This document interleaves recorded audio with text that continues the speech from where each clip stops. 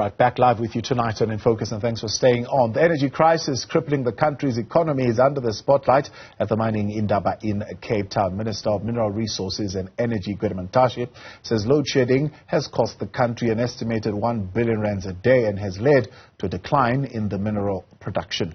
Lead researcher at the Benchmarks Foundation, David van Wyk, joins us now for more on this. David, good to have you, and thank you very much for your time. If you are an investor, and this is what you hear from the Minister of Mineral Resources, and then he goes on to urge you to invest in the country, what would be going through your mind? Well, I think that there are a couple of blank spots in the minister's speech. I think, first of all, he does not mention the cause of the energy crisis, which is the proxy war in Ukraine that caused Europe to dump all pretense at moving away from fossil fuels to alternative energy, which makes coal by far our biggest mineral export, which is why our power stations are now running on expensive diesel.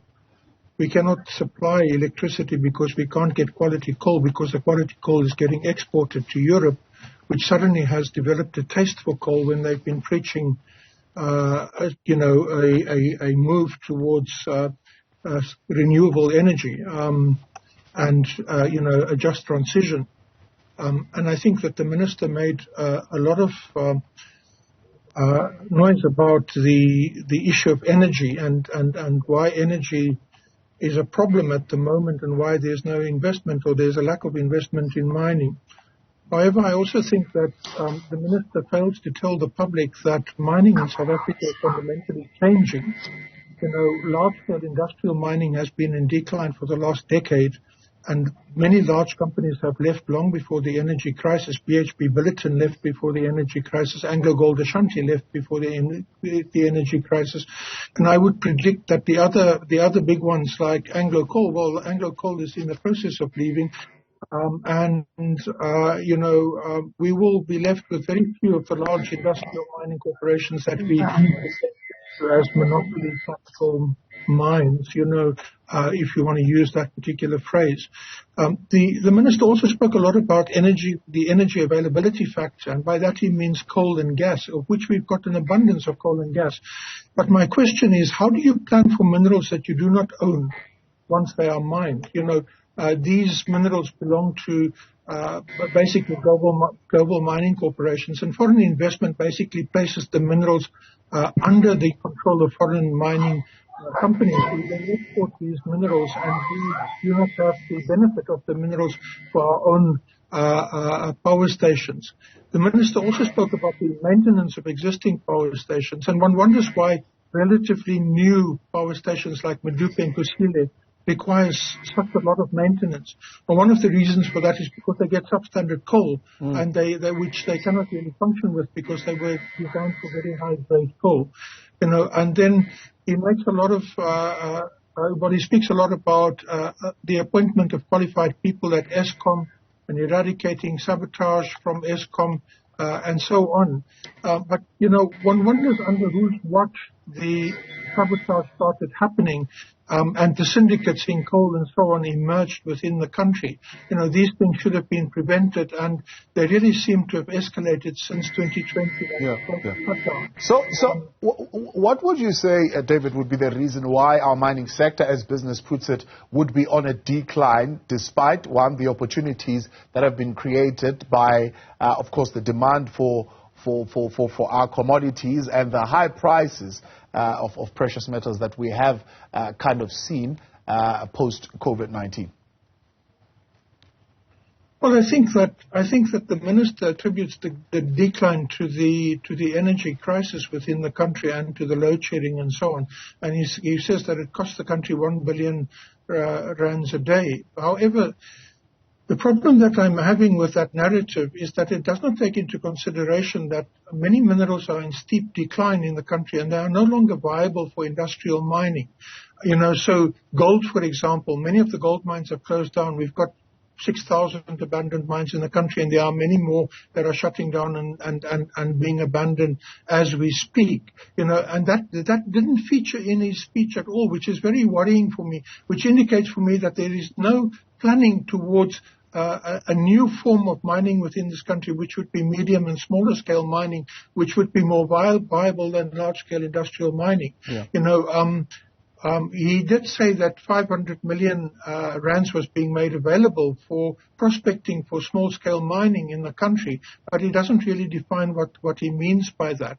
The other thing that really worries me about his speech is that he says he's going to purchase electricity from neighbors, but I'm really worried because which neighbors is he speaking about? The Kariba Dam is in a drought at the moment. It's not generating any electricity because its turbines can't move as no water is moving through its surge chambers.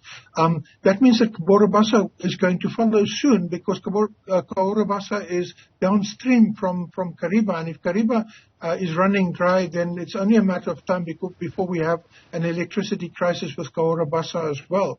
And then, of course, there's Katse Dam, which supplies water to Gauteng, but strangely enough, no one ever developed the electricity generating capacity of Katse Dam. But again, El Nino will kick in 2024, and we've got very serious possibilities of a very bad drought hitting Southern Africa during the El Nino phenomenon period, which will start in 2024. Then finally, it really worries me that he puts this very tight time frame for solving the electricity crisis. He says within a year. And I wondered why that is until someone mentioned today that 2024 is an election year and this is possibly electioneering and not really a serious commitment on the part of the minister. I don't think that this problem can be solved within 1 year. Yeah. You speak of, for example, gold reserves that are depleting and mining companies that are closing. There's a view in some sectors of business that we could be possibly taking advantage of the demand for green commodities, especially in the current energy crisis. So battery storage, solar components, they would need some of the resources that we have underground. Are those sectors big enough? Well, I think that we've got 90% of the world's manganese. We should make more use of our manganese not to export only, but actually to produce the batteries and so on that is required for alternative and clean energy. We also have palladium and we have chromium and we have other minerals that are strategic, lithium and so on as well. And we are not really identifying our strategic minerals and looking after them. All that we seem to be wanting to do is to export them instead of actually adding value to them in terms of alternative energy within this country, which worries me a lot about the amount of loans that are being given to the country towards a just transition towards alternative energy.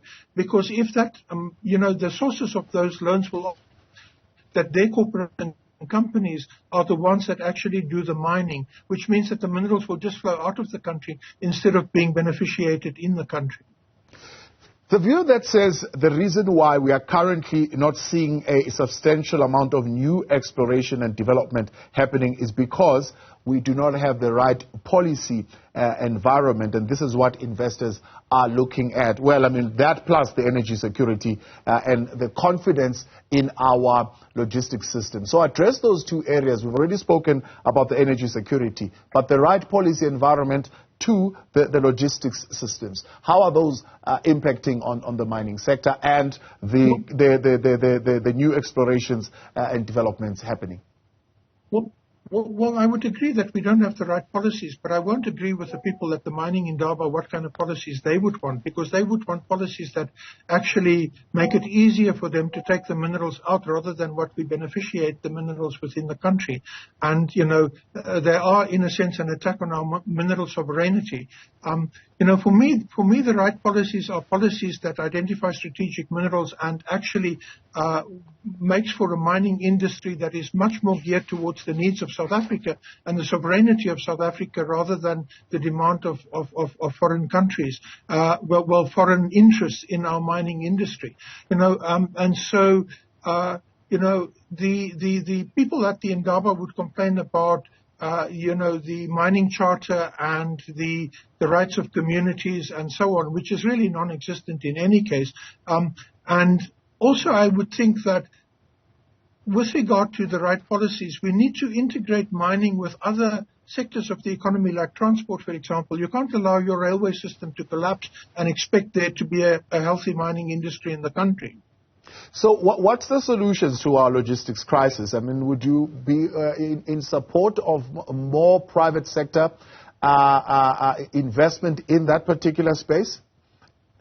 Well, my suggestion would be that if we talk about private sector investment, we need to actually mobilize South African private sector investment rather than foreign private sector investment, because foreign private sector investment means that you actually give up your sovereignty over the minerals. You give it over to foreign companies and so on, and you have very little control over what you export, and very often you have very little control over the things like tax havens and so on. Most of these foreign companies are registered in Bermuda, in Zug in Switzerland and so on, where they accumulate these minerals and they sell them at different prices from what they buy them from South Africa in terms of our exports. And you get a lot of tax haven fraud and so on involving mining companies all over Africa. It's very well documented. So mining companies, I think, would prosper in this country if we have a regulatory regime that is effective, rather than the one that's very chaotic at the moment, which is allowing for syndicates basically to operate within the mining industry and alongside the mining industry. The issue of ghost workers in mines, the issue of mines that are not properly closed, the issue of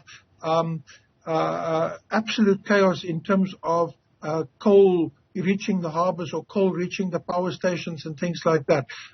Unless we actually have a government that is prepared to govern rather than just to promote mining, mining needs to be regulated. And if there is a fixed system of regulation, mining companies, I think, will accept even strict regulation rather than this very laissez-faire situation that we're having in the country at the moment. The mining industry looks really, really bad if we look at the way that it is being regulated.